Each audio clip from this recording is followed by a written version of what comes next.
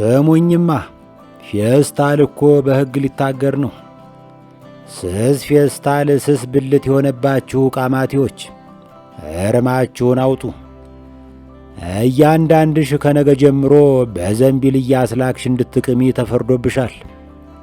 ኑሮው እንዲህ መሆኑን ባውቅ ኖሮ ከጅምሮ አልኖርም ነበር አለ የሰፈራችን ዝነኛ እብድ። እውነት አለው። ባለፈው የሆነ ኤቲኤም ማሽን ውስጥ ካርዱን ከትቼ ጥቂት ሽብሮች ስጠይቀው ዘማችን ኢዝ አውት ኦፍ ኖትስ ምናምን አለኝ። እንግሊዘኛ ብዙ ለማይዘልቃችሁ ሰዎች ማሽኑ ይህን ሲል ጨርሻለሁ፣ ቸስቻለሁ ማለቱ ነው። በአማርኛ ማጣቱን ቢናዘዝ ምንም ጠብ እንደማይልለት አውቆ ነው ወደ እንግሊዘኛ ዘንበል ያለው። በማግስቱ መጥቼ ስሞክር ተመሳሳይ መልስ ሰጠኝ ብዬ ከንፈሬን መጥጬ ግድ የለህም ለአንዳንድ ነገር ይሁንህ ብዬ በስንጥቁ ውስጥ 50 ብር ከትቼለት ጉዞዬን ቀጠልሁ።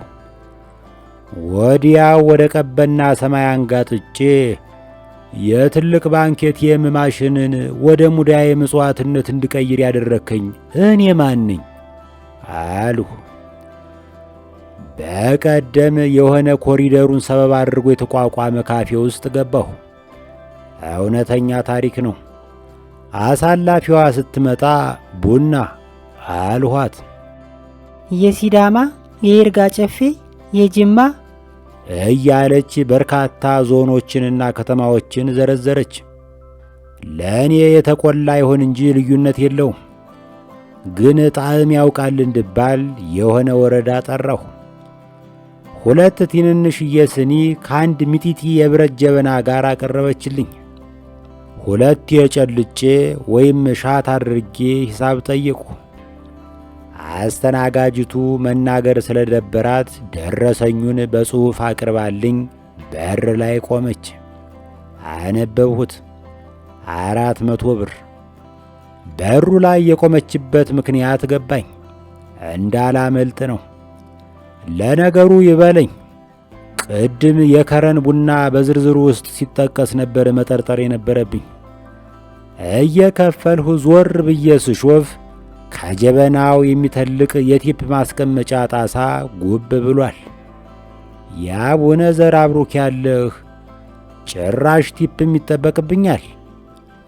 መንገድ ላይ ቁጭ ብዬ ጣሳይቱን እግሬ መሃል አድርጌ አትለፉኝ እንድል እየገፋፋችሁኝ እንደሆነ ታውቋችኋል።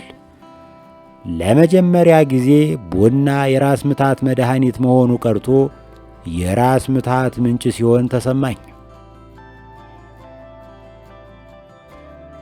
ስሙኝማ፣ አሁን ረፋዱ ላይ ሱቅ ሄጄ እንጀራ ለመግዛት ጠየቁ። ባለ ሱቁ ከእጁ ላይ ያለውን ዱቄትና አቧራ አራግፎ ሲያበቃ ከሞሰቡ አንድ እንጀራ ነጥሎ አንስቶ ምን ላይ ላርግልህ አለኝ።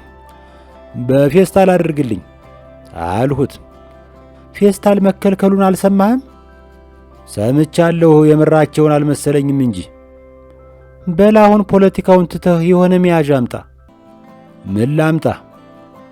ከፌስታል ውጭ ይሁን እንጂ በአንቀልባን ብትይዘው አያገባኝም። ተናድጄ ጥየው መውጣት ስጀምር በረጅሙ ተነፈሰና እንዲህ አለኝ። ካልሆነ ለምን እዚህ በልታው አትሄድም? ወረድ ብዬ ደግሞ ወደ ፍሪምባ የፍራፍሬ መሸጫ መደብር ጎራ አልሁ። 1 ብርቱካንና 1 አቮካዶ ገዛሁና ባለ መደብሯ በኪስህ ላርግልህ ስትለኝ አያስፈልገኝም አልሁና ፍራፍሬውን እንደ ሰርከስ ተጫዋቾች ወደ ላይ እያጎንሁ እየቀለሁ ሳሳያት አጨብጭባ ተደንቃ መለስተኛ ሐባብ ሸለመችኝ።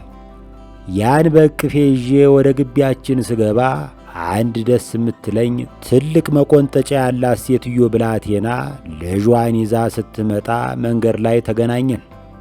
ብርቱካኑን ስጠኝ አለኝ ልጁ። አይ መንግሥት እግዜር ይልህ። እናቲቱ ተው አታስቸግር አለችው እየሳቀች።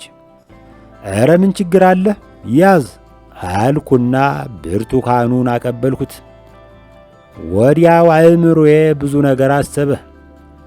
በዚህ አጋጣሚ ከሴትዮይቱ ጋር ተዋውቀን ልጁን አያቱ ቤት ልከነው ዓለማችንን ስንቀጭ በምናቤ ታየኝ። ደረቴ ላይ ተኝታ የደረቴን ጭገር እየዳበሰች አንተ ጉደኛ፣ ሎሚ ትወረውራለህ ብዬ ስጠብቅ ወደ ልጄ ብርቱካን ወርውረህ በእጅህ አስገባኸኝ አይደል ስትለኝ አስመለከተኝ። ከሰመመኔ የመለሰኝ የልጁ ደማፊ ድምፅ ነው። እሱንም ስጠኝ አለኝ ወደ ሐባቡ እየጠቆመ። ይሄ ለልጅ አይሆንም ማርኮን አልሁት። ስሙን በግምት እንጂ አላውቀውም፣ ግን የዛሬ ልጆችን ስም ስገምት ከ10 9ኙ ግምቴ ይይዝልኛል። እናቲቱ ትገስጿለሽ ብዬ ሳስብ ግድ የለም ስጠው ለአባቱ ይሆናል አትለኝም? እርር ድብን አልሁ። እናትና ልጅ ቫላንታይን ቀኔን የሰማዕታት ቀን አደረጉብኝ። ሐባቡን እንደ ቅርጫት ኳስ አቀበልኩትና መራመድ ጀመርሁ። በእጄ ላይ የቀረችውን አቡካዶዬን አይተው እሱን ቦምብ ያዝከው የአፍሪካን መሪዎች ልትፈጅበት ነው ብለው አንድ ነገር እንዳያደርጉኝ እየሰጋሁ ጥግ ጥጉን ተራመድሁ። አይሾ ስፒድ የሚባለው ጎረምሳ ይህንን ከተማ ሲፋንንበት ቤቴ ቁጭ ብዬ በአድናቆትም በቁጭትም ተመለከቱ። በመጀመሪያ የደነቀኝ ነገር እኛ ኢትዮጵያውያን ከምዕራብ አፍሪካ ሰዎች እንዲሁም ከአፍሮ አሜሪካውያን ጋር ስንነጻጽር ደቃቃ ሰውነት ያለን ሕዝብ ነን። እግዚአብሔር ሌሎችን ጥቁሮች ፈጥሮ ሲያበቃ በተረፈው ቅንጥብጣቢ እኛን ፈጥሮን ይሆን የሚል ኑፋቄ ውስጥ ለመግባት አልፈልግም። ሰው የሚበላውንም ያክላል ይሉ ነበር ሸፍ ደመቀ። ዱባና ዝኩኒ ጠልተን ጤፍ አብዝተን ስለምንበላ ጤፍ እናክላለን። የአገራችን የድሮ ሊቃውንት ሲሰብኩ መድኃኔ ዓለም በጠባብ ደረት በአጭር ቁመት ተወስኖ በምድር ላይ ተመላለሰ ይላሉ። በእነሱ እይታ ኢየሱስ ራሱ የአጭር ቁመት የጠባብ ደረት ባለቤት ነበር። ኢየሱስ እንደ ብዙ አበሻ አጭርና ቀጭን ነው። በአንጻሩ ውሾ ግብዳ ነው። ቦዲጋርዶቹ ደግሞ የተወለዱ ሳይሆን ከአንድ የሥጋ ቋጥኝ የተጠረቡ ነው የሚመስሉ። የእኛ ኮስማና ቲክታከሮች በእነሱ ስር ውር ውር በማለት በአገር ውስጥ ዝናቸው ላይ ዓለም አቀፍ ዝና ለመደረብ ሲሞክሩ የብረት መዝጊያ የሆነ መዳፍ ገጠማቸው። ገፍትር ያረጓቸዋል በአፍጢማቸው ክምብል። እኛ ኢትዮጵያውያን ደቃቆች ነን፣ ግን በሰውነት ደቃቃ መሆን ካወቅንበት ጥቅም አለው። ዳዊት ጎልያድን ገንድሶታል። ግን በዳዊትና በጎልያድ መካከል የተደረገው ግጥሚያ የቦክስ ወይም የጥፊ ቢሆን ኖሮ ውጤቱ ከምናውቀው የተለየ ይሆን ነበር። በአድዋ ጦርነት እንዴት ልናሸንፍ ቻልን? አባቶቻችን ከጣሊያኖች ጋር ሲነጻጸሩ ደቃቆች ነበሩ። ግን ይህንን እንደ ድክመት ቆጥረው አላፈገፈጉም። ቀለል ያልህ ከሆንህ ሰውነትህን በቀላሉ መሸከም ትችላለህ። ከግዙፉ ሰውዬ በተሻለ ዳገት ትወጣለህ። ወደ ቤት አቅጣጫም ሆነ ወደ ጠላትህ ምሽግ ቀልጠፍ ብለህ መሮጥ ትችላለህ። መግዘፍ ከፈለክ ደግሞ ፈረስ ላይ ትወጣለህ። ያንተን ቁመት በፈረሱ ቁመት ላይ ትደምራለህ። አእምሮህን ትጠቀማለህ። ጠላትህ አጠገብህ ከመድረሱ በፊት በርቀት በውጅ ግራ ትጥለዋለህ። በጦር ትቀረቅርበታለህ። የአገሬ ወጣት ሆይ ከዚህ በኋላ ውሾ ወይም የእሱ ቢጤ ሌላ ዝነኛ ከመጣ ቦዲጋርዶቹ ፊት የመቆም ዕድል ከገጠመህ አትፍራ፣ አትርበድበድ። የሚከተሉትን ምክሮች ብቻ ተጠቀም። ቦዲጋርዱ ሊያስቆምህ ሲሞክር ለአንዳንድ ነገር ይሆንህ ብለህ $100 መክተፊያ የሚያክል መዳፉ ላይ አስቀምጥለት። ወንድሜ ሆይ አንተ ጉልበት ባይኖርህም ዶላሩ ጉልበት እንዳለው አትርሳ። ጉዳዩ በውጭ ምንዛሪ የማይፈታ ሆኖ የግድ ወደ ጠብ ካመራ አትውከው። ቀና ብለህ እንደ ኤርታሌ እየተንቀለቀልህ ጌት ባክ ሂር በለው። አሁን በእንግሊዘኛ ያልሁት ሲተረጎም ወግድልኝ ማለት ነው። መሸወድ፣ በሎጨ መግባት የመሳሰሉ ቴክኒኮችን ሞክር። አጭር ከሆንህ ጠላትህ ደግሞ ግብዳ ከሆነ ለጠላትህ የዘር ፍሬ ቅርብ ነህ። ተንደርድሮ ሲመጣ የዘር ብልቃጡን በቴስታ ስበርበት። ገላህን በአጠቃላይ ተልባ ቀብተህ ዕርቃንህን ብቅ በል። ቦዲጋርዱ ክንድህን ለመጨበጥ ሲሞክር ስለምታዳልጠው አይሳካለትም። በእርግጥ በማግስቱ ከባህል ያፈነገጠ ብለው ያስሩሃል። ያው እንደፈረደብኝ ከስር ነፃ ለማውጣት የሚያስችሉ 5 ነጥቦችን ይዤ እመለሳለሁ። የካቲትን የተቀበልሁት የካቲት ንቅናቄ የተባለውን መጽሐፍ በማንበብ ነው። ጸሐፊው ተክለ ጻድቅ መኩሪያ ሲሆኑ ስመጥር የታሪክ ጸሐፊና ከንጉሡ ከፍተኛ ባለሥልጣኖች አንዱ የነበሩ ናቸው። የቀዳማዊ ኃይለ ሥላሴን መንግሥት ለሚነቅፉ መንግሥታቸውን የገረሰስነው ከሥረ መሠረቱ በመንቀዙ ምክንያት ለሚሉ ያ ትውልድ አብዮተኞች መጽሐፉ የምሥራች ይዟል። ይሁን እንጂ መርዶም አይጠፋውም። የየካቲት አብዮተኞችም ከጸሐፊው በትር አላመለጡም። ጸሐፊው በንጉሡ ላይ ካዘነቡት የወቀሳ ዶፍ መሃል ይችን ጠብታ ልጥቀስ። በቀዳማዊ ኃይለ ሥላሴ ጠባይ ላይ ከሁሉም ጎልቶ የሚታየው ራስ ወዳድነት ነው። ስለዚህ ሥልጣኑን ሁሉ ለራሳቸው ጠቅልለው ለመያዝ ብቻቸውን ብልህ፣ ብቻቸውን አዋቂ ሆነው መታየትን፣ ብቻቸውን ሀብታም፣ ብቻቸውን ዝነኛ ሆነው መገኘትን ይፈልጉ ነበር። ጸሐፊው ስለ አክሊሉ ሀብተወልድ ሲያስታውሱ አገር ተጎዳ፣ ሕዝብ ተበደለ ብለው በቁጭት የማይገነገኑ በሚል ከገለጿቸው በኋላ በመጠኑ ሰርተው አብዛኛውን ጊዜ በሌላው አገልግሎት ተጠቅመው በሰላምና ጸጥታ መካከል ጥሩ የተድላና የደስታን ኑሮ ማግኘት የሚመኙ ናቸው ይሏቸዋል።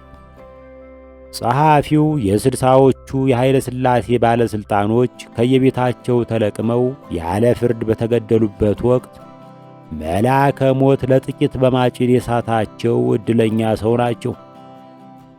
መጽሐፉ በኃይለ ሥላሴ አገዛዝ የተበሳጨ አገዛዙን ገስሰው የጣሉት ኃይሎች የባሰ ግፈኛ መሆናቸውን አይቶ ያዘነና ተስፋ የቆረጠ ምሁር ድምፅ ነው። ስታነቡት ብዙ የሚያነጋግሩ ታሪካዊ ሐቆችና አስተያየቶችን ታገኙበታላችሁ። ጸሐፊው መጽሐፋቸውን ከመደምደማቸው በፊት ይህንን ብለዋል። የኢትዮጵያ ሕዝብ ጎበዝ ሲመራው እንደ አድዋ ጊዜ ጀግና ይሆናል። ፈሪም ሲመራው እንደ ማይጨው ጊዜ ይሸሻል። እንዳሁን ጊዜ እብድ ሲመራው አብሮ አብዶ መጨረሻው ይታሰራል ማለት ነው። ገጽ 321። ጸሐፊው እንዳሁን ጊዜ ሲሉ መጽሐፉን የጻፉበት 1970 ላይ በስልጣን ላይ የነበረውን መንግስቱ ኃይለ ማርያምን ማለታቸው ነው። እብድ የተባለው መንግስቱ፣ ጎበዝ የተባለው አጤ ምኒልክ መሆናቸው አሻሚ አይደለም።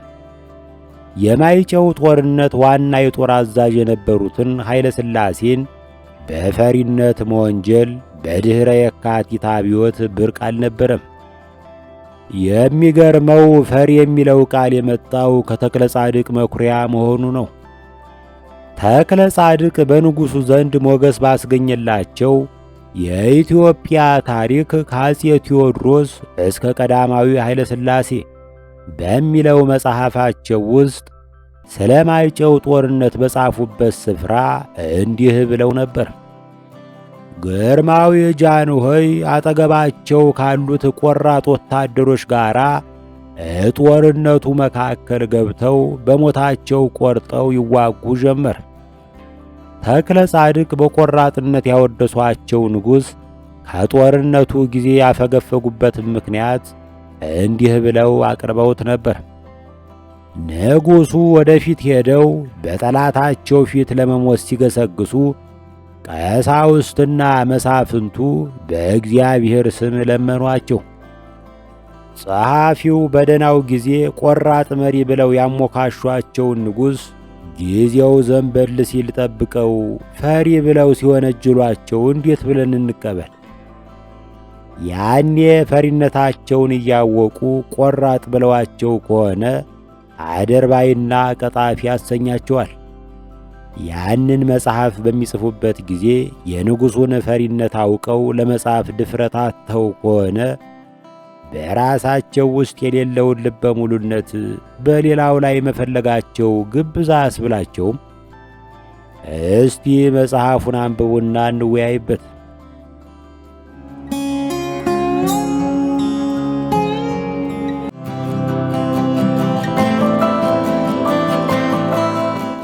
በአንድ ወቅት እግር ጥሎኝ የጥንታውያን ቻይኖች ነገሥታት ሰፈር ውስጥ ስር መሰመስ 500 ዓመት የሚያስቆጠረ ዛፍ አየሁ። ቻይኖች ይህን የዛፍ ማቱሳላ እንደ ብርቅ ያስጎበኙታል። አሜሪካም አውሮፓም ዛፎችን ጠብቆ የማቆየት ባህላቸው በጣም ያስቀናል። እዚያ ነገሥታት ያልፋሉ፣ ዛፎች ግን ሞት የማይደርስበት ቦታ ቆመው ዕድሜያቸውን ይገፋሉ። የእኛ ሁኔታ ከዚያ የተለየ መሆኑን ለማስረዳት ይህችን ምስል ማየት ይበቃል። በዘመነ መሳፍንት አገራችንን የጎበኘው ሄነሪ ሳልት ስሎ እንዳስቀረው የአክሱም ሐውልቶች በልምላሜ የተከበቡ ነበሩ። ከዋናው ሐውልት አጠገብ ተንሰራፍቶ የቆመው ሾላ ለቦታው እንዴት ግርማ ሞገስ እንዳላበሰው ማየት ይቻላል። አሁን ሾላውም ሆነ ልምላሜው በሐውልቱ ዙሪያ የሉም። ለነገሩ በአድዋ ጦርነት ወቅት በተነሱት ፎቶዎች ውስጥም አካባቢው ወደ ምድረ በዳ መቀየሩን ማየት ይቻላል። ይህ ያሳደረብኝን ስሜት በመጪው መጽሐፌ ውስጥ ሙሾ ለከሰመሽ ተፈጥሮ በሚል ግጥም ልገልጸው ሞክሬአለሁ። እስከዛው ይችን የምስል ንጽጽር እያዩ ይገረሙ። በዚህ ታሪካዊ ምስል ላይ የሚታየው የመጀመሪያው የከተማ ባቡር አስመጪ ሰርኪስ ተረዚያን ነው። ኢትዮጵያ ከእልቂት አምልጠው የሙጥኝ ላሏት የአርመን ስደተኞች ዜግነት ትሰጥ ነበር። አንዱ የዜግነት ተቀባይ አቶ ሰርኪስ ሲሆን በፓስፖርቱ ላይ የሚከተለው ጽሑፍ ሰፍሯል። ሞአንበሳ ዘምነገደ ይሁዳ ዳግማዊ ምኒልክ ስዩመ እግዚአብሔር ንጉሠ ነገሥት ዘኢትዮጵያ ሰርኪስ ተረዚያን። አገሩ አርመን፣ የተወለደበት ከተማ አረብ አገር፣ ዕድሜው 39 ዓመት፣ ቁመቱ መካከለኛ፣ ጠጉሩ ከርዳዳ ላዛ፣ ፊቱ አጭር፣ በግራ ገጩ ለምጽ ያለበት ነው። ለመንግሥቴ ለኢትዮጵያ ሎሌ ሆኖ ብዙ ቀን አገልግሎኛልና ከእንግዲህ ወዲህ ቁጥሩ የሀበሻ ሰው ነው። በሚሄድበት አገር ሁሉ ክፉ ነገር እንዳያገኘው የኢትዮጵያ መንግሥት ዜጋ መሆኑን ለማስታወቅ ይህን ፓስፖርት ሰጥቼዋለሁ። የፓስፖርቱ ኦሪጂናል ይህን ይመስላል። የታሪክ ምጸት ይሉሃል ይሄ ነው። መድረሻ ያጡ ጠጉረ ልውጦችን ያስጠጋ የነበረ ሕዝብ ዛሬ ራሱ መድረሻ አጥቷል። ሰርኪስ ያስመጣው ባቡር ስሙን ወርሶ የሰርኪስ ባቡር ይባል ነበር። ባቡሩ በዛሬው ዓይን ሲታይ ከአንድ ግዙፍ ቡልዶዘር አይበልጥም። ያም ሆኖ በጊዜው እንደ ብርቅ እንደ ትንግርት ይታይ ነበር። የሰርኪስ ባቡር ትንሽ እንዳገለገለ ተሰናክሎ ተገትሮ ቀረ። ባለባቡር የነበረ አርመናዊም ባለበቅሎ ሆኖ ቀጠለ። የሰርኪስ ባቡር የፍጥነት ምሳሌ መሆኑ ቀርቶ የቁሞ ቀርነት ምሳሌ ሆነ። የዚያን ዘመን የአራዳ አዝማሪ ብነግርሽ ብነግርሽ አታጠናቅሪ፣ እንደ ሰርኪስ ባቡር ተገትረሽ ቅሪ ብሎ መዝፈኑ ተመዝግቧል። አሁን እዚህ ዘመን ላይ ቆሜ ሳስበው ተገትረሽ ቅሪ ተብላ በአዝማሪው የተረገመችው ማን ትሆን? የአዝማሪው ፍቅረኛ ወይስ የአዝማሪው አገር? አፈወርቅ ወልደ ማርያም ከአድዋ ዘማች ወጣቶች አንዱ ነው። በጦርነቱ መባቻ የኢትዮጵያ ሰራዊት በለስ ቀንቶት ጣሊያኖች መሸሽ ጀመሩ። አፈወርቅ አንዱን ፈረሰኛ መኮንን አባሮ ደረሰበትና ከፈረሱ ጎትቶ ሊያወርደው መታገል ጀመረ። ጣሊያኑ መኮንን ባልሞት ባይነት ተጋደለ። ትንሽ ከታገለ በኋላ ሽጉጡን አውጥቶ ወደ ማራኪው ፊት ተኮሰ። በአድዋ ድል ማግስት አፈወርቅ ከጥይት በተረፈችው ዓይኑ ብርሃን እየተመራ የቤተ መንግሥት ጸሐፊ ሆነ። የዚያ ዘመን አዝማሪ እንዲህ አስታውሶታል። ጸሐፊው አፈወርቅ መንግሥቱን አክብሮ ስለ ጦቢያ ክብር አንድ ዓይኑን ገብሮ በአንድ ዓይኑ ይጽፋል እጅግ አሳምሮ።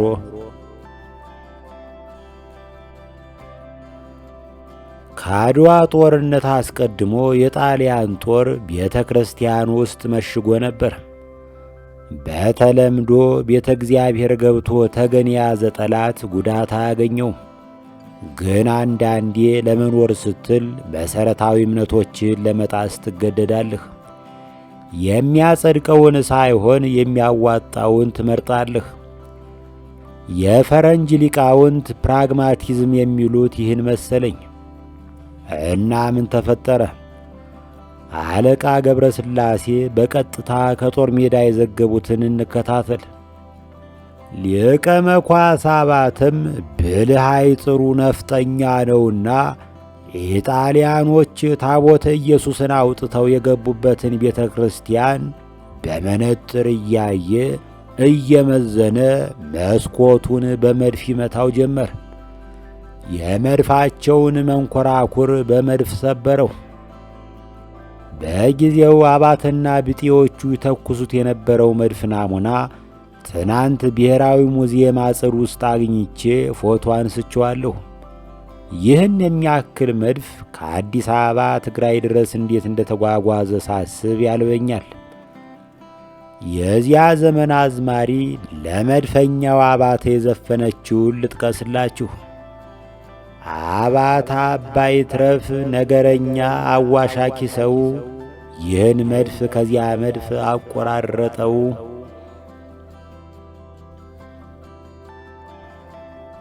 በምስሉ ላይ ቁጭ ብሎ የሚታየው ወህኒ አዛዥ ወልደ ጻድቅ ይባላል።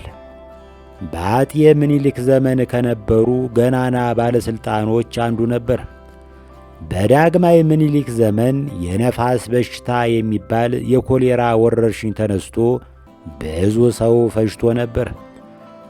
በወቅቱ ንጉሠ ነገሥቱ በሽታው ያልደረሰበት ቦታ በመምረጥ ከአዲስ አበባ ወደ አንኮበር ወርደዋል። በጊዜው በምስራቅ የኢትዮጵያ ክፍል ግዳጅ ላይ የነበረው ወልደ ጻድቅ ምኒልክን ለማግኘት ቀጠሮ ተይዞለት ስለነበር ወደዚያው ጉዞ እንደጀመረ በበሽታው እንደተለከፈ ይረዳል። ወዲያው ራሱን ከሰው ነጥሎ ለማቆየት ወስኖ እንደ ሽፍታ ወደ ዱር ገባ። የንጉሡ ዜና መዋዕል የሆኑት አለቃ ገብረ ሥላሴ በዘመኑ ፈሊጥ የጻፉትን ብጠቅስ ወህኒ አዛዥ ወልደ ጻድቅም በዲቤ ቆላ ጉበላ ከሚባለው አገር ሄዶ ከዱር ገብቶ በዳስ ተቀመጠ። ነገር ግን ኩላሊት ያጤሰውን ልብ ያመላለሰውን መርምሮ የሚያውቅ አምላክ እኔ ከሞትሁ ለማን ጌታ ይሆናሉ ሳይል ለጌታው ለአፄ ምኒልክ ማሰቡን አይቶ ከሞት አተረፈው። ገጽ 150 ፈረንጆች ኳራንቲን ብለው የሚጠሩትን ነገር በባህላችን እንግዳ ነገር እንዳልነበረ ይህ የወልደ ጻድቅ ገጠመኝ ምስክር ይመስለኛል። ሰውየው ቤቱ መቀመጥ ሲችል ለአካባቢው እንዳይተርፍ በማሰብ ሰው የማይኖርበት እልም ያለ ዱር ውስጥ ገብቶ በዳስ መቀመጡ ይደንቃል። በሐኪም ሳይመከር በሹም ሳይገደድ በራሱ ፈቃድ በሽታውን ወደ ዋናው መሪ ባስተላልፍ መንግሥት ይፈርሳል በሚል ስጋት ራሱን አግልሏል። እና ይህን ሰውዬ መሳሰሉ እኔ ከሞትሁ ሰርዶ አይብቀል የማይሉ ሰዎች እስካሉ ድረስ አገርም ሕዝብም ሕይወትም እየወደቀ እየተነሳ ይቀጥላል። በአድዋ ጦርነት ዘመቻ ታውጆ ሰራዊቱ ወደ ሰሜን ሲዘምት በትውልድ ግብጣዊ በሙያ የኢትዮጵያ ሊቃነ ጳጳሳት የነበሩት አቡነ ማቴዎስ ቀሳውስትን መርተው የማርያምን ታቦታ ሲዘው ወደ ጦር ሜዳ ዘምተዋል። ለወታደሮች ወኔና መንፈሳዊ ብርታት ለግሰዋል። እየሸለሉም ባይሆን እየቀደሱ ተመልሰዋል። ቆይቶ ቆይቶ ዘመን አልፎ ዘመን መጥቶ በንግሥተ ነገሥታት ዘውዲቱ ዘመነ መንግሥት የኮሮና ታላቅ ወንድም የሆነው የህዳር በሽታ ወደ አገራችን ገብቶ ብዙ ሕዝብ ፈጀ። የእልቂቱ ዝርዝር ውስጥ አልገባም።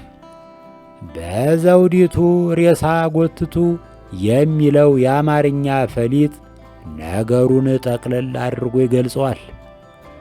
በጊዜው አቡነ ማቴዎስ ሁኔታውን በቅርብ ርቀት ሰለሉት። ወረርሽኙ በትንፋሽ እንደሚተላለፍ ባነኑ። አጅሬው ቫይረስ እንጂ ቢኤል ዘቡብ ወይም ጄኔራል አልበርቶኒ አይደለም እና ሊሳፈጡት አልሞከሩም። በቅሏቸውን ኮልኩለው ወደ መናገሻ ተራራ ስልታዊ ማፈግፈግ አደረጉ። በእርግጥ በጊዜው መንፈሳዊ ልጆቻቸውን በትነው መሸሻቸው ትክክል ነበር አይደለም የሚለው ሊያከራክር ይችላል። ግን ራስን አድኖ ሌላውን ከማዳን ጥበብ አንጻር ከመዘነው አቡኑ ያደረጉት ትክክል ይመስለኛል። ቢያንስ ለተጨማሪ ዓመታት በሕይወት እንዲኖሩ አድርጓቸዋል። ለሌላውም ጠንቅ ከመሆንም ታቅበዋል። ጀግንነት ማለት የእሳት ራት መሆን አይደለም። ጀግንነት ከጠላትህ ጋር መጋፈጥ በሚገባህ ሰዓት መጋፈጥ፣ መሸሽ በሚያዋጣህ ሰዓት መሸሽ ነው።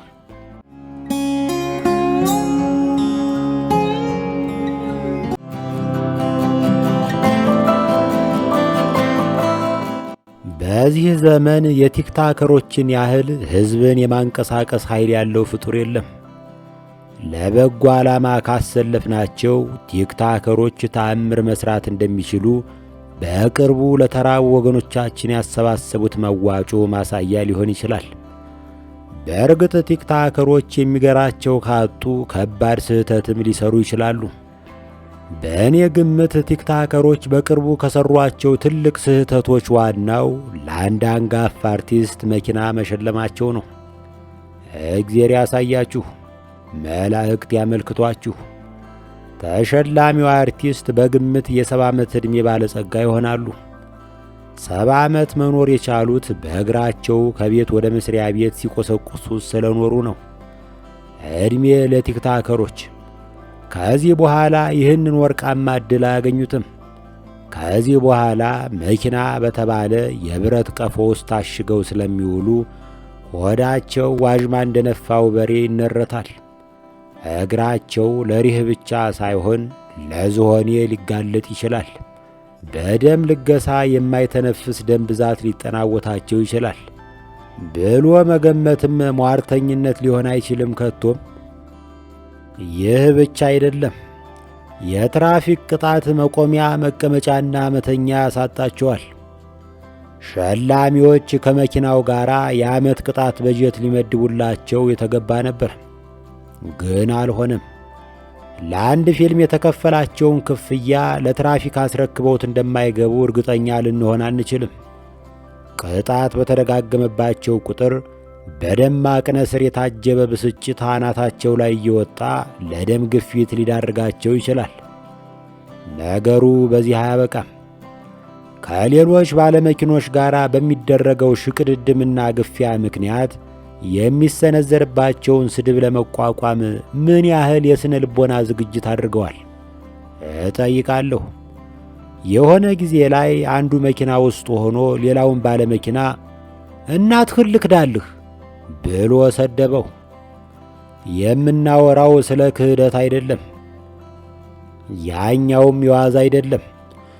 እንኳን እናቴን ልትከዳ ሚስትህን ራሱ እኔ እያገዝኩ አይደል እንዴ የሚል አሰቃቂ ምላሽ ሰጠው። ይህንን ስሰማ እግረኛ ሆኜ ተፈጥሬ እግረኛ ሆኜ እንድሞት የመረጠኝን አምላክ አመሰግንሁ። የኪነ ጥበብ ሰው መኪና መቃብሩ ነው። በታክሲና በአውቶቡስ ስትሄድ ስለ ሰዎች ታውቃለህ። ሚኒባስ ማለት ሚኒ ኢትዮጵያ ማለት ነው። ለመተወንም ሆነ ለመድረስ የሰዎችን ሁኔታና ባህሪ ማስተዋል ያስፈልጋል። መኪና ተሸለምህ ማለት ከሕዝብ ጋር ተቆራረጥህ ማለት ነው። ለማንኛውም እኔ እንደ ወንድም እንደ ተሸለመ ኢትዮጵያዊ እኒህን ተሸላሚ የምመክራቸው አንድ ነገር ቢኖር ይህ ነው። መኪናውን ሸጠው አሪፍ የስፖርት ጫማ ይሸምቱ። ልጅ እያለን አንድ በሰፈራችን የታወቀ ጊዜ የተባለ ተወዛዋዥ ነበር። የሆነ ጊዜ ላይ የ120 ፕሮግራም አዘጋጆች ደብረ ማርቆስ መጥተው ስለ ክልላችን የኪነ ጥበብ እንቅስቃሴ የሚዘግብ ፕሮግራም ሰሩ። በዚያ ፕሮግራም ውስጥ ጊዜ ለ5 ሰከንድ አካባቢ ወዝ ወዝ ሲል ይታያል። ብልጭ ብሎ ይጠፋል ብንለው ይሻላል። ይህችም ዝና ሆና ጊዜ ሊጠቀምባት ፈለገ። በማግስቱ የከተማችን አንደኛ ቆንጆ ከገበያ ስትመለስ አስቁሞ ሊጀነጅናት ሞከረ። ፊትም ጀርባም ነሳችው። አላወቅሽኝም? አላወቅሁም አለች ልጅቱ። ጊዜ ቀብረር እያለ እንዲህ አለ። በሰፈራችሁ ቴሌቪዥን የለም መሰል። ለመጀመሪያ ጊዜ ቴሌቪዥን የገዛሁበትን ሁኔታ አልረሳም። አልበላም፣ አልጠጣም፣ አልለብስም ብዬ የሸመትሁት ባለ 21 ኢንች ቲቪ ከአዲስ አበባ ወደ ማርቆስ ሲጫን እንዳይሰበር እንደ እንቁላል በጭድ በተሞላ ካርቶን ውስጥ ተመስጎ ነበር። የከተማው ሕዝብ አሳዩን እያለ እንዳያስቸግረን ሰግተን እንደ ተጠለፈች የገጠር ሙሽራ በጠፍ ጨረቃ ይዘነው ገባን። ወንድሞቼና እህቶቼ ቲቪው ላይ በታላቅ ተመስጦ ተጣዱበት። ፓርላማ ይቀራቸው፣ ዜና ይመክታቸው፣ ሜትሮሎጂ ያልፋቸው። አብሬያቸው ስመለከት አመሸሁና እንቅልፍ ክምብል አረገኝ። እኩለ ሌሊት ላይ የቲቪ ፕሮግራሙ አልቆ እስክሪኑ በሚልበት ሰዓት ሞስ የተባለው የመጨረሻው ታናሽ ወንድሜ ትከሻዬን አርገፍግፎ ቀሰቀሰኝ። ምን ፈለክ ስለው ቴሌቪዥኑ ተሰናክሏል፣ ተነስ ተጠግንልን። አሁን እያንዳንዱ ሰው መዳፉ ላይ ስክሪን አለ። የቱን አይተን የቱን እንደምንተወው ግራ ገብቶናል። የድሮ ሰው ጥሞና ነበረው። ቪክቶር ሂጎ የተባለ ደራሲ አንድ ስዕል ለማጣጣም 1 ቀን ፈጅቶበታል ይባላል። አሁን ሁሉም ሰው በየቤቱ የሚታይ ነገር ያመርታል። ማን ታይቶ ማን ይቀራል? እስከ ቅርብ ጊዜ ድረስ የሳንቲም ተመጽዋች ነበር ያለው። አሁን የትኩረት ተመጽዋችም ተፈጥሯል። በፈጠራችሁ ይህንን ቪዲዮ እንዳታሳልፉት ብሎ አንጀት በሚበላ ድምፅ የሚማጸን ማየት ተለመደ። መኖር ዓይንን ለማስገበር የሚደረግ ግብግብ ሆኗል። መስሪያው በየአይነቱ ይወለወላል። እንግዳ አለባበስ፣ ወጣ ያለ መፈክር፣ ብዙ ጥቅም ላይ ያልዋለ ጠገራ ስድብ ታጥቀው የሚሰለፉ አሉ። በተቃራኒ የሥነ ምግባር ወኪል፣ የትውልድ ተቆርቋሪ፣ የባህል በረኛ ሆነው የሚጫወቱም አይጠፉም።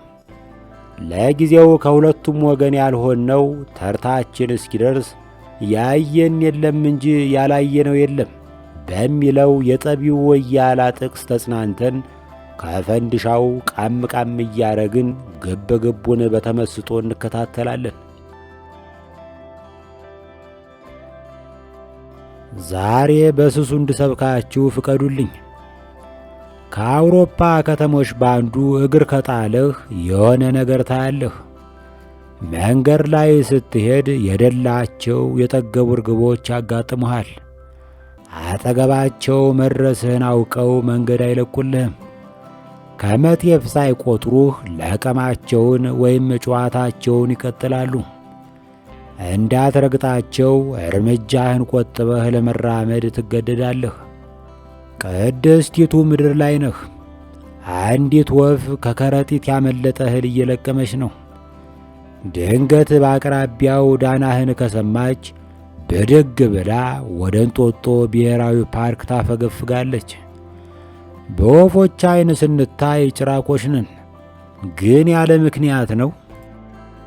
አንድ ባለቤት አልባ ውሻ ባጠገቡ ካለፍህ ሽምቅቅ ብሎ ገለል ይላል።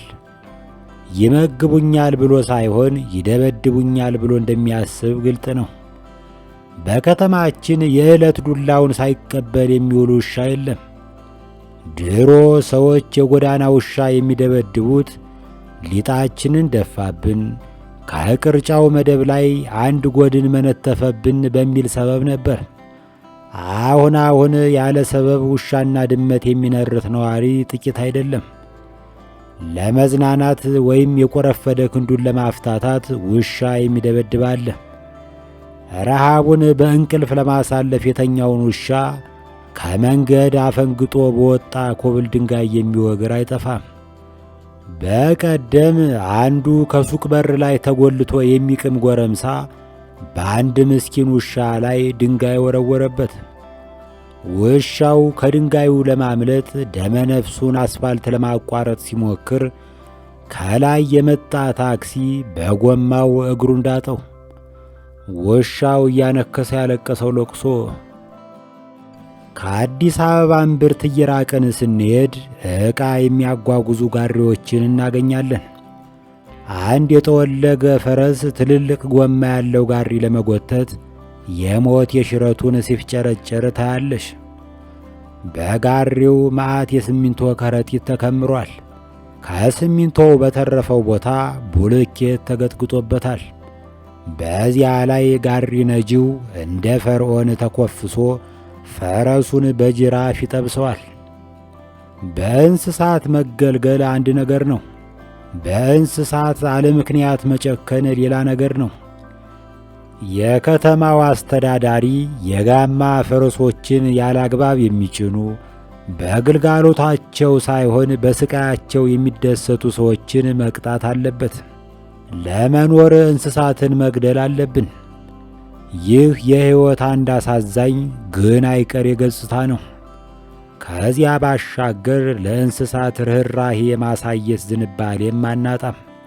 የኢትዮጵያ ባህል በአንድ ገጹ ለእንስሳት መራራትን ያስተምራል። ድንግል ማርያም የተጠማ ውሻ እንዳጠጣች ሲነገረን አድገናል። የአገራችን የባላባት ወግ ስለ ዝሆን ገዳዮች ጀብድ በአድናቆት የሚተርከውን ያህል ስለ ቆቅ ማሪ አቦዬም ይተርካል። እኒህ አቦዬ የዳግማዊ ምኒልክ አያት የንጉሥ ሳህለ ሥላሴ አማች ነበሩ። በአንድ ወቅት አንድ ባላገር ቆቅ አጥምዶ እጅ መንሻ አመጣላቸው። ለባላገሩ የሚገባውን ከሰጡት በኋላ ወደ ምኝታ ቤታቸው መስኮት ተራመዱ። ማጀት ውስጥ ገረዶቻቸው ቢላዋ እየሳሉ ነው። አቦዬ ቆቂቱን መስኮት ላይ አስቀመጡና ደህና ሰንብቺ አሏት። ወደ መጣችበት በረረች። የአገሩ ሰው ከዚያን ጊዜ ጀምሮ አቦዬን ቆቅ ማሪ አቦዬ ብሎ ባድናቆት ይጠራቸው ጀመር። አለ ምክንያት በእንስሳት ላይ የመጨከንን ልማድ አስወግደን የመንፈስ ስልጣኔ ያለን ሕዝቦች መሆናችንን እናሳይ። ዓለማየሁ ገላጋይ ዋልያ ቡክስ ባዘጋጀው በስብሐት ገብረ እግዚአብሔር ሕይወትና ሥራ ላይ ባተኮረ መድረክ ላይ ተገኝቶ ስለ ስብሐት አስገራሚ ምስክርነት ሲሰጥ በዋልያ ቻናል ላይ ተመለከቱ። በአሌክስ ምስክርነት ውስጥ ስብሐትና የኖረበትን ዘመን የማይወክሉ ሐሳቦችን ስላገኘሁበት ይህችን ለማካፈል ወደድሁ። ዓለማየሁ ስብሐት በደርግ የመጀመሪያዎቹ ዘመነ መንግሥት ላይ ደበበ እሸቱ ያሳትመው በነበረው ቁም ነገር መጽሔት አንድ መጣጥፍ ጽፎ ደረሰበት ያለውን ነገር እንዲህ ያቀርበዋል። ስብሐት ቁም ነገር መጽሔት ላይ የመጀመሪያው አብዮተኛ ሰይጣን ነው የሚል ጽሑፍ ጻፈ። በኋላ ደበበ እሸቱ ስብሐት ጽፎ እንዴት እምቢ ልበለው ብሎ አወጣለት። ያ ጽሑፍ ደርግ አካባቢ መነጋገሪያ ሆነ። ተጠሩ። ቤተ መንግሥት የደርግ አባሎች ተደርድረዋል። ገቡ። ያኛው ወይኔ ልጆቼ ሲል ስብሐት ምንም አልመሰለው፣ አልፈራም። ለምንድነው አብዮተኛ ሰይጣን ነው ያላችሁ ሲባሉ አብዮተኛ ሰይጣን ነው አላለም። ለመጀመሪያ ጊዜ በእግዚአብሔር ላይ ያመፀ ሰይጣን በመሆኑ ራሱ ማርከስ ሌኒንም ጭምር በጻፉት በምናምን እያለ አነሳባቸው። አያውቁም እነሱ አይደል? አፈጠጡ። በቃ እንደሱ ከሆነ ሁለተኛ እንደሱ እንዳትሉ በሉ ይሄዱ አሏቸው። ከዛ ከወጡ በኋላ ስብሐት መለስ ብሎ እንዳልኋችሁም ላይሆን ይችላል አለ። ኑኑ ተባሉና 15 ቀን ይሆን 20 ቀን ታስረው ተለቀቁ። ዓለማየሁ ከደበበ አገኘሁት ብሎ ይህንን ድንቃ ድንቅ ገጠመኝ ከአንድም ሁለቴ በተለያየ መድረክ ሲያወጋው ሰምቻለሁ። ምን ያህል እውነት ነው? እስቲ እንመርምረው። ስብሐት በ1968 የአብዮት አያቶች የሚል መጣጥፍ ጽፎ ቁም ነገር መጽሔት ላይ ታትሞለታል። በዚያ መጣጥፍ ውስጥ እንደምንሰማው ከሰማየ ሰማያት ከሊቃነ መላእክት ሁሉ በላይ የሆነው ሳጥናኤል የመጀመሪያው አብዮታዊ ነው የሚል አረፍተ ነገር ይገኛል። ትንሽ ዝርዝር ቢመስልም በሳጥናኤልና በሰይጣን መካከል ልዩነት መኖሩን እዚህ ላይ መገንዘብ ያስፈልጋል። ሳጥናኤል የሊቃነ መላእክት ስም ሲሆን ሰይጣን ወይም ዲያብሎስ ደግሞ ከውድቀቱ በኋላ የሚጠራበት ስም ነው። ስብሐትና ደበበ በዚህ ጽሑፍ ምክንያት ቤተ መንግሥት ድረስ ተጠርተው መጠየቃቸውን ለመጀመሪያ ጊዜ ከአሌክስ መስማቴ ነው። በቤተ መንግሥቱ ቆይታቸው ወቅት ስብሐት ለደርጎቹ የሳጥናኤልን አብዮተኝነት ለማስረዳት ማርክስና ኤንግልስን ጠቀሰ የተባለውም አስገራሚ ነው። ሲጀመር ስብሐት በተጠቀሰው መጣጥፍ መግቢያ ላይ ይህ ጽሑፍ ማርክሲስት አይደለም፣ ቃላቱን በማርክሲስት አስተሳሰብ እንዳይተረጉሙ አንባቢውን አደራ እንላለን የሚል ማሳሰቢያ አስፍሮ ነበር። ይህንን ያለ ሰውዬ እንዴት ነው ሐሳቡን ተቀባይ ለማድረግ ማርክስንና ሌኒንን ጠቀሰ የሚባለው? ስብሐት ሳጥናኤል የመጀመሪያው አብዮተኛ ነው የሚለውን ሐሳብ ከራሱ ልቦና ያመነጨውም አልነበረም። እንደኔ ግምት ሐሳቡ የእንግሊዛዊው ባለቅኔ የዮሐንስ ሚልተን ነው። ዓለማየሁ ደርጎች አላዋቂ እንደሆኑ ያስባል። እንዲያውም የደርጎችን አላዋቂነት የተረጋገጠ ሐቅ ወይም ሰልፍ ኢቪደንት አድርጎ በማመን ደርጎች አያውቁም አይደል የሚል ቃል ሲጠቀም ይደመጣል። በእሱ አስተያየት ደርጎች ስለማያውቁ ማርክስና ሌኒንን ባልዋሉበት ሲጠቅሱ ከማፍጠጥ በቀር ማስተባበያ ወይም መቃወሚያ ሐሳብ ማቅረብ አልቻሉም። እውነታው ግን ከዚህ ይለያል። ደርጎች ከነብዙ ድክመታቸው ለማርክስ፣ ኤንግልስ፣ ሌኒን ርዕዮተ ዓለም ዕውቀት ባዕድ አልነበሩም። በዘመኑ እነ ሻለቃ ዳዊት ወልደ ጊዮርጊስ በጋዜጣ ላይ ይጽፉት የነበረውን ያነበበ ይህንን መረዳት አያቅተውም። ደርጎች ከዚያም ባሻገር በርዕዮተ ዓለም ጥራት ዙሪያ የሚያግዟቸው በይፋ ደርግ ያልሆኑ ምሁራንን ማሰለፍ ችለው ነበር። ከምሁራኑ መካከል ጥቂት የማይባሉት ማርክስንና የአጋሮቹን መጻሕፍት ከገጽ እስከ ገጽ ያነቡ ነበር። እነዚህ ሰዎች ያልተጻፈ በሚጠቅስ ደራሲ ይሸወዳሉ ብሎ ማሰብ ዘበት ነው። ስብሃት ሙግቱን በብልጠት ካለፈው በኋላ ወደ አሰናበቱት ደርጎች ተመልሶ እንዳልኋችሁ ላይሆን ይችላል ብሎ ተናገረ የተባለው መቼም አጃይብ ነው። ደርጎች በዚህ ምክንያት ጠርተው ስብሃትንና ደበበን አሰሯቸው የሚለውም በይፋ ከሚታወቀው የስብሃት ታሪክ ጋር የሚገጥም አይመስልም። ስብሃት በቁም ነገር መጽሔት ተቀጣሪ በነበረበት ጊዜ በተከታታይ ያትመው በነበረው በአጋፋሪ እንደሻው ተረት ላይ የሳንሱር ገደብ ተጥሎበት ያውቃል። ነገር ግን እስር አልደረሰበትም። ለዚህ ደግሞ ምስክሩ ራሱ ባለቤቱ ነው። ስብሃት በአጸደ ሥጋ በነበረበት ወቅት እግዜር አትታሰር ሲለኝ ለደቤ ለቅቄ መውጣት እንደምፈልግ ነገርሁት። ሂድ አለኝ፣ ወጣሁ በማለት ቁም ነገር መጽሔት በነበረበት ጊዜ አለመታሰሩን ለዘነበ ወላ ነግሮታል። ማስታወሻ ገጽ 219። ደርግን የሚያህል መንግሥት በቤተ መንግሥት ውስጥ ያለምንም ፍርሃት የሚሳፈጠው ስብሃት በዓለማየሁ ምናብ ውስጥ ብቻ ያለ ይመስለኛል። በተጨባጩ ዓለም ውስጥ መሬት ላይ ያለው ስብሃት ከደርግ ጋር የነበረው ግንኙነት እንዴት ያለ ነበር? በሌላ ጊዜ እንመለስበታለን። ከጥቂት ዓመታት በፊት ዱባይ ላይ በተደረገ የዓለም አቀፍ የሥነ ጽሑፍ ፌስቲቫል ላይ አንድ ግጥም አነበቡ። የዱባዩ ልዑል በግጥሜ እጅግ ስለተደመሙ አልሩሚ የተባለ መርከብ ብድግ አድርገው ሸለሙኝ። ችግሩ መርከቡ ከዱባይ ተነስቶ ቀበና እንዴት ይደርሳል የሚለው ነበር። ሲጀመር የባህር በር ስለሌለን በባህር መስኮት በኩል እንደምንም እንዲገባ ተደረገ። ከዚያ ጣናነሽ በተጓጓዘችበት መኪና ተጭኖ ሲመጣ ከተራራ ጋር ሲጋጭ፣ ከዛፍ ጋር ሲላተም፣ ከመብራት ምሰሶ ጋር ሲኮራኮም፣ በየአቅጣጫው ተሸራርፎ ተቦዳድሶ ቀበና ሲደርስ ባጃጅ ሆኖ ቁጭ አለ። እኔም ባለው መጽናናት ነው ብዬ በማንጎራጎር ውስጡ ገብቼ ፎቶ ተነሳሁ። አሁን ያንን ፎቶ ሰርስረው በማውጣት አጋርተው የመኪና እናዋጣለት የሚሉ ሰዎች ተነስተዋል። ያሳዝናል። እኔ ግን ከርግማን በኋላ 6 እግሩ እንደተነጠቀው አጅሬ በደረቴ እሳባታለሁ እንጂ የመዋጮ መኪና አልቀበልም።